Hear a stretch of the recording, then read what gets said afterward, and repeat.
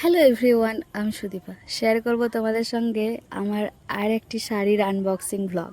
তো তোমরা যারা রীতিমতো আমার ব্লগগুলো দেখো তারা ইতিমধ্যে জেনেই গিয়েছো আমি ভীষণ পরিমাণে শাড়ি লাভার, মানে শাড়ি পরতে প্রচণ্ড ভালোবাসি।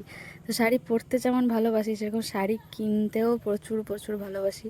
আর আমার ভাণ্ডারে আমার একদম ব্যক্তিগত নিজের শাড়ির ভাণ্ডার প্রচুর।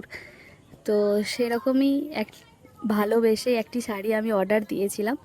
তো এটা 2025-এ 25শে জুন হাতে আমি পেয়েছিলাম।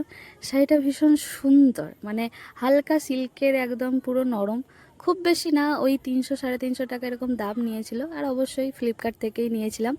তো শাড়িটা বেশ সুন্দর, এখানে দেখো একটি সেলাই করা রয়েছে সুতো দিয়ে। মানে শাড়িটা একদম লাইট ওয়েটের আর ভীষণ সুন্দর। তবে আমি মাকে বলছিলাম একটু বেশি ডার্ক শেড হয়ে যাচ্ছে, আমাকে কি ভালো লাগবে? মা বললো না না, ভালোই লাগবে। আর এই পোর্শনটা হচ্ছে ব্লাউজের পিস। তো এই শাড়িটা তোমাদের কেমন লেগেছে জানিও তো। কখনো আমি পরবো তখন তোমাদের সঙ্গে আবার ভিডিও শেয়ার করব। মানে আমার এই শাড়িটা এখনও পরা হয়নি, নতুনই হয়ে রয়েছে। ব্লাউজ পিসটাও বানানো হয়নি, মানে শাড়িটা পার পিকও কিছুই করা হয়নি। তবে করে অবশ্যই কোনো একটি অকেশনে তো পরবই। তো চলো, এই ছিল আজকের ভিডিও।